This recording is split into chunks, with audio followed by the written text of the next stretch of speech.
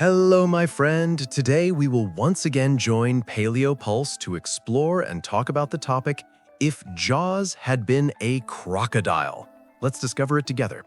Crocodiles, with their built-in armor, massive sizes, devastating bites, and unsettling smiles, are just about the meanest things you can find in the entire animal kingdom. And it certainly doesn't help that they also have garnered a reputation for being, well, mean. And saying these guys have short tempers is the understatement of the century, with a few of them, like the saltwater crocodile, often being considered among the world's most aggressive animals. But there is another animal that gives crocs a run for their money in the scary department, and hint hint, they kind of make a sound that goes like da-da-da-da-da-da-da-da.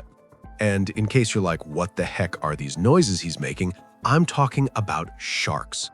Now, statistically, they are not as mean as crocs, at least not to humans. But boy, oh boy, can sharks be terrifying.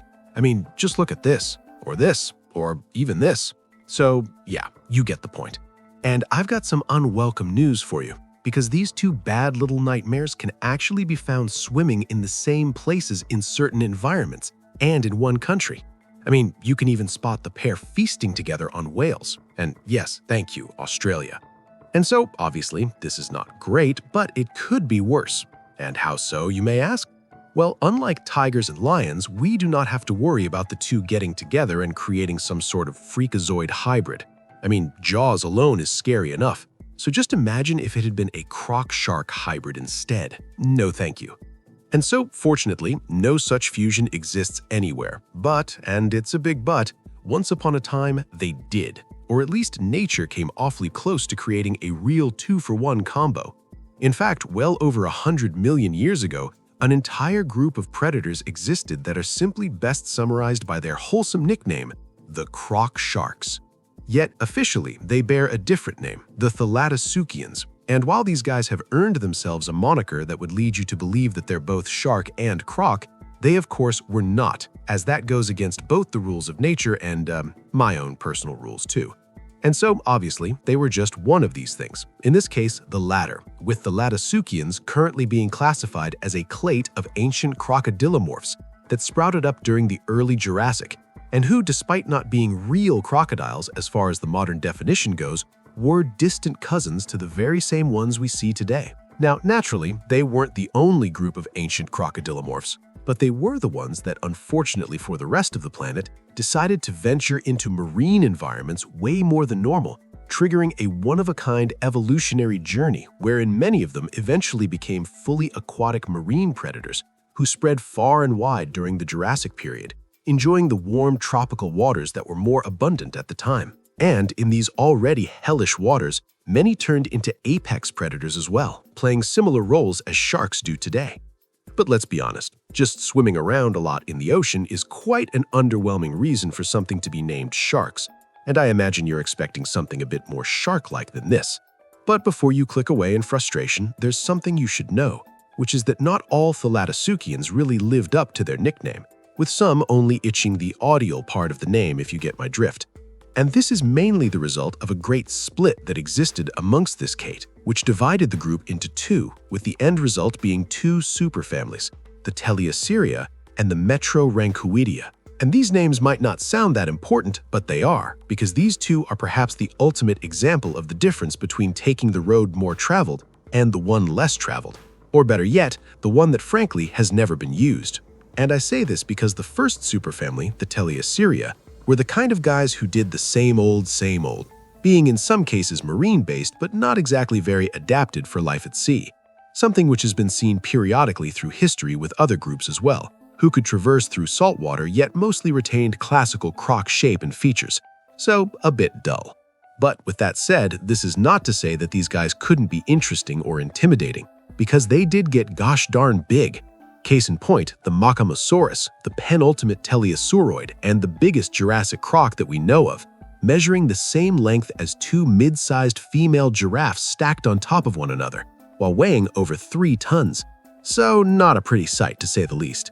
And of course, in typical crocodilian fashion, they had jaws to match their grisly appearance, bearing teeth specifically designed for seizing and crushing large prey, namely poor turtles. But occasionally does seem like dinosaurs ended up getting nipped as well, seeing that even sauropod bones found in one formation showed signs of being munched on by a Machimosaurus, which possibly serves as evidence that even the biggest land animals on Earth couldn't go to the beach without having to worry about their own version of Jaws. Yet alas, the Machimosaurus is not what you've come for, nor is frankly any other thalattosuchioid, as the real sharks were the Metrorhynchidae, a group that decided to essentially throw the book of evolution out the window, going on a journey that no other croc did or has done so since, becoming hyper-adapted for marine life. In fact, out of all archosaurs, so birds, crocodilians, non-avian dinosaurs, etc., they alone were by far the best adapted to water, basically reaching a point where they stopped even looking like crocodilomorphs. And this glow-up wasn't exactly something that happened over one summer, rather occurring gradually over millions of years. But it did begin quite early on, with the divide playing out some 180 million years ago, spurred on by rising water levels, increasing temperatures, and a lack in sharks hogging the food chain at the time, which allowed the Metrorhynchidae's ancestors to take to the seas and take their places. Namely, around a chain of islands that would one day come to form Europe, not exactly where you'd expect sea crocs. Yet it was there where this family went their level up. It began with the tails, which slowly turned from rounded ends into shark-like flukes, and thus increasing the surface area and providing some more oomph every time their tails slapped against the water. And then, meanwhile, their hands and feet slowly lost musculature, while also stretching out, increasing the surface area once more, and in some cases even fully developing into fins, which is a first for archosaurs. And then, in another shocker, these guys also lost something we generally regard as sacred to crocodiles, that being their armor, specifically osteoderms and scales, with this group seemingly taking inspiration from their coexisting buds, the ichthyosaurs and plesiosaurs, evolving smooth, scaleless skin instead. And this might seem like a step in the wrong direction, just chucking out some pretty nifty armor straight into the trash, but their new skin came with a benefit to being less drag-resistant, and sometimes in the ocean it's better to have need for speed over defense, especially when you're the one doing the chasing. And ultimately, these guys became so wickedly well adapted for swimming that there's doubt amongst paleontologists that any were even capable of terrestrial locomotion.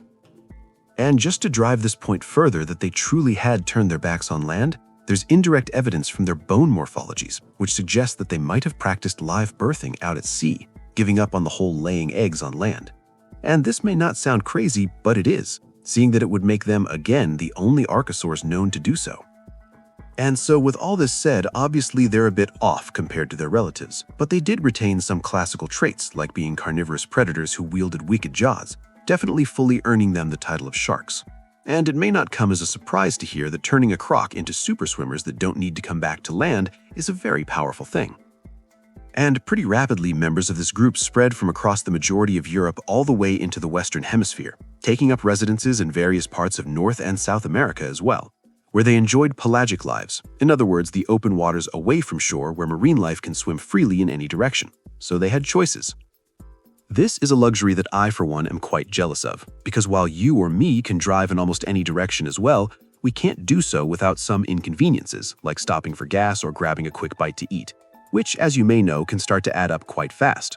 And that's why I'm grateful that nowadays we have amazing things like Upside, today's sponsor, which is a 100% free and easy-to-use app that allows you to earn back cash every time you grab food, stock up on groceries, or fill up your tank. And the best part is that they've made it very, very straightforward. All you need to do is open up your Upside app, claim an offer from one of over 100,000 different gas stations, grocery stores, or restaurants near you, and then pay like normal. Which afterwards, Upside will then give you real cash back. No strange reward points or op prizes, just money you can send right back to your bank. And not even a week ago, I drove across states, which also means a lot of gas and some food as well. And Upside came in absolute clutch during this journey. And I'm not the only one that Upside has helped out, as to date they've given back $1 billion to their users, and top earners are making as much as $300 every single month. And so, to find out how much you could earn, click the link in the description or scan the QR code on screen to download Upside and use code EXTINCTZOO to get an extra 25 cents back for every gallon in your first tank of gas. And now back to the video. And it wasn't just the sheer range that these reptilians had going on, but also density, as in various environments multiple kinds could be found. The more the merrier, I guess. I mean, we even know that in the Kimbridge Clay Formation in England, that there wasn't just 1 or 2 species swimming around, but 6 at the minimum. That's a lot of croc. And in case you had forgotten, this was the Jurassic we're talking about. So in those areas, you still find plesiosaurs, plesiosaurs, ichthyosaurs, sharks, and other carnivorous fish. So adding 6 sharks to the list honestly just ain't fair. And the unfairness continues in that an abundance of sea crocs didn't actually make their lives any harder. Only yours, presuming you're a Jurassic seagoer. As instead of competing, these guys chose niche partitioning instead. In other words, each becoming great at killing their own things. And this mainly manifested in 2 ways: body size and teeth. At the one end of the spectrum, you had the, let's say, less intimidating sharks, like the Brachiosaurus, who were, relatively speaking, not so big, with this genus in particular only measuring around 5 feet or 1.52 meters at its max. So think a fair-sized alligator gar, i.e., you wouldn't necessarily be happy about swimming into one, but it wouldn't be the end of the world, literally, as it likely would not be interested in you. As coincidentally, its snout was a bit like that of a gar as well, being narrow and slender, designed to catch and pierce smaller prey like fish, as well as the occasional crustacean or cephalopod, which are actually kind of off-limits for most crocs as they are too salty, and thus eating them leads to dehydration. It being a marine-adapted species, the Brachiosaurus, like its other relatives, had salt glands that allowed them to eat cephalopods without care, and even in a sense drink salt water. And from fossil records, we've gathered the Brachiosaurus stuck to the waters off the coast of Jurassic Germany, which was subtropical back then. Yet metronanx of similar sizes could be found in many other areas too, ensuring fish everywhere could experience the same profound displeasure of being hunted by shark crocs. And really, these smaller side members could kind of be categorized together as the fish eaters. That's typically what they stuck to. But even this envelope could be pushed, as some of these sushi lovers are a bit sizier. So you could say there's probably no better example of this than the Metrorhynchus itself. And if you're a paleocon, there's actually a chance you've seen this guy in the past. But before I get to that, I'll just say that this genus was definitely a step up from the previous, with its almost cracking the double digits in feet, as it was about 9.8 feet at its longest, or around 3 meters. But it still had a more slender build than snout, so sushi it was. Now, this being said, it could eat some pretty dang big fish, as the remains of one fossil show that it partially devoured the gills of the lead 60ths, which is a pretty metal considering that lead 60th is the largest non-shark fish to have ever lived. And how big is that, you may ask? Well, about 45 tons and 54 feet or 16.5 meters from head to tail. So we're talking about a sperm whale-sized fish here. And so clearly this meant that Metrorhynchus had quite the appetite. But I will say that we don't know if it was scavenging a carcass or taking a free bite out of a dying individual. But the point still stands, which is that just because something primarily eats fish does not mean that you should feel too safe around it, especially when applied to the shark crocs. However, with that said, I would still take the Metrorhynchus any day over the next step up in the shark lineage. It's any bigger than this and you start to notice some new traits, and let's just say they're nothing good. Namely, the larger members seem to have developed broader, more powerful jaws and teeth that were deadly to pretty much everything, not just fish, as they became laterally compressed and often serrated, allowing them to shear through flesh like butter.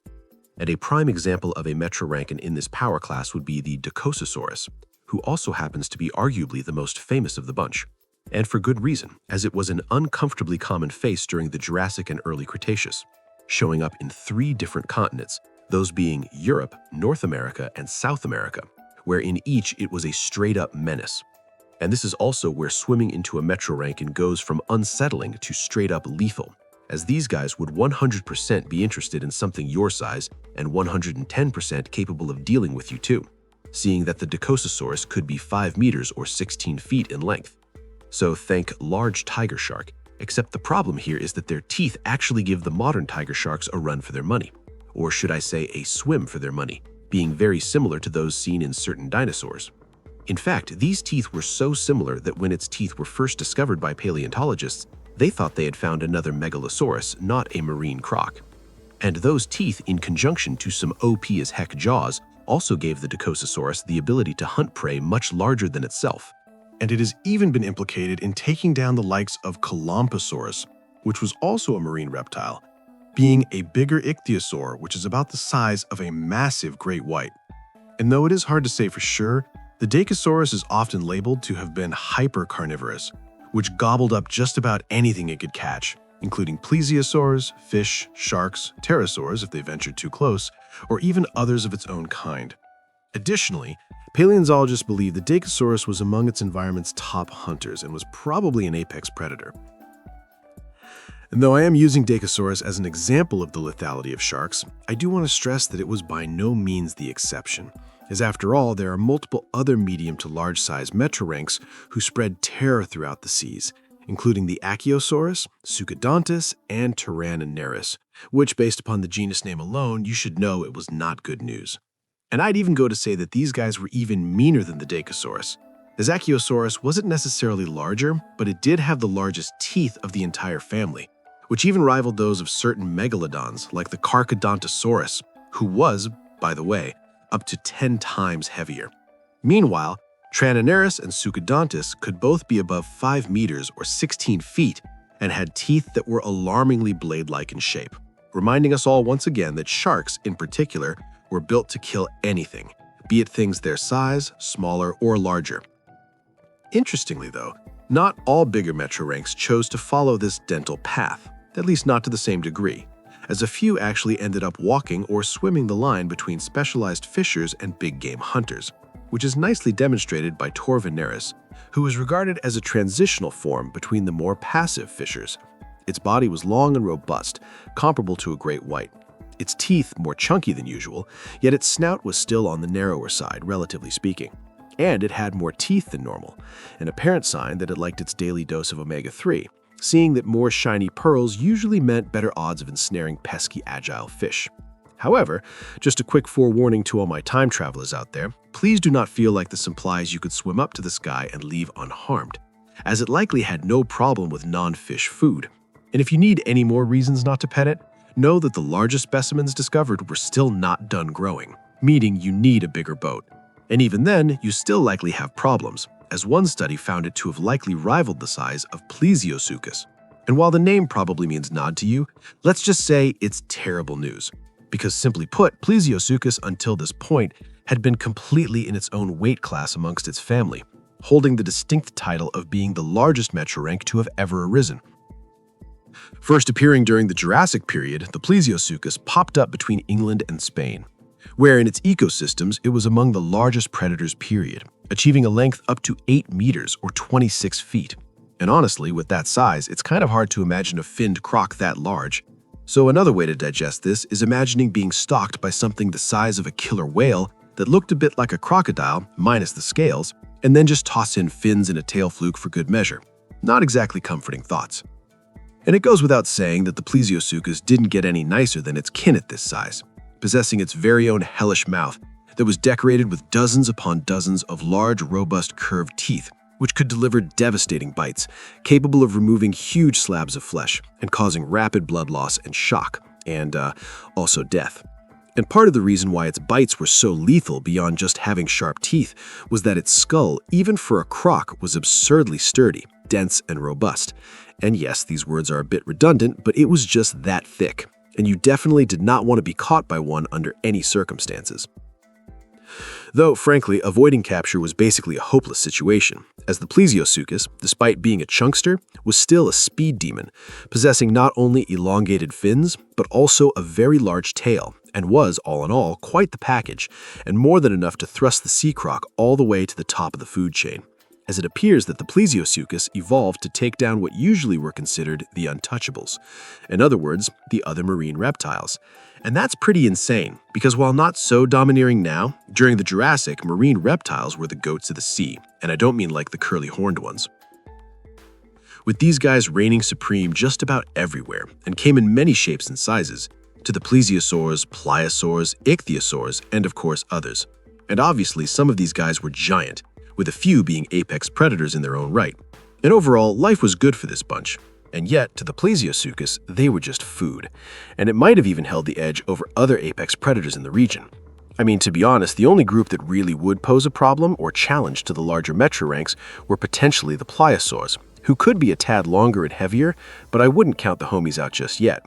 I mean, just take a peek at those teeth. And nature certainly didn't either, as overall, the 17 or so genera of sea crocs that emerged would co-rule the Earth's seas for millions upon millions of years, despite the pliosaurs, with lone genera like the Dacosaurus even enjoying reigns for over 20 million years. Of course, though, when we look around today, there aren't any flippered crocs swimming around, thankfully. But it does beg the question of where they went, because how does something that seems so overpowered go extinct in the first place? We're talking about a shark crocodile here. And that's the thing, we can't actually seem to figure out what happened, with the only concrete piece of information being that at some point in the early Cretaceous, this group disappeared, with the youngest member having been the Dacosaurus, who disappeared around 136 million years ago. And while no breakthroughs have been made on their extinction, there are a few hypotheses on what brought down this one-of-a-kind family. The first idea points a finger at a common suspect, Mother Nature herself. As during the Jurassic-Cretaceous boundary, the Earth did undergo marine regression, causing a supposed crash in metro-rank and biodiversity. And then, while already down on their knees, or flippers in this case, they were dealt two other big blows: climate change and a shift in marine biota, causing their already stressed state to turn fatal. And thus, they slowly faded away.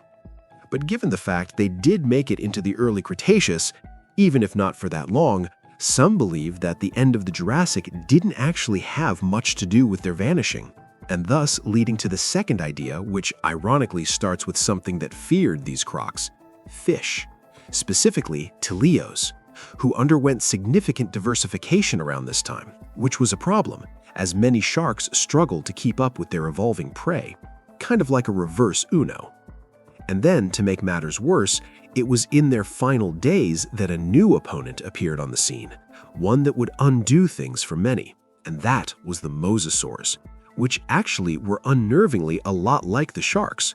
A bad omen for the latter, as the mosasaurs would come to take over, with the idea being that this hostile invasion of the waters proved too much for our croxy friends, and thus they conceded control over the oceans and ending the only time that shark-like crocs were a thing. And if you want to learn more about the sheer craziness that a mosasaur slangs, then I suggest you check out my video on what was essentially the deadliest ocean of all time. So, what are your thoughts on today's topic? Don't forget to like this video and subscribe to our channel PaleoPulse so you won't miss any of our upcoming posts. Thanks for watching. See you next time.